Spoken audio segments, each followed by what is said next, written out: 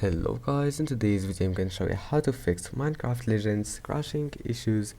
If you want to fix it, first click here, and first thing you need to do is to make sure that you have the latest updates for your Windows, and if you find an update, just install it. And also you need to make sure that you have the latest update for your graphics card, so just go to GeForce Experience. If you can't find it, just download it from any browser and then go to drivers and check for updates and install the latest update. Then go to settings, scroll down and enable image scaling. Now go back and try Minecraft Legends again, and if that doesn't fix your problem, now the second method is click here and then go to enable Xbox game bar and then turn off this option and go to game mode. Make sure it's on, and now restart your computer.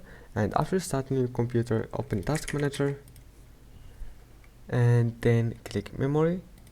Now just close all the applications that you don't need when playing, applications that you know what they do, and that's it. After that your problem must be fixed.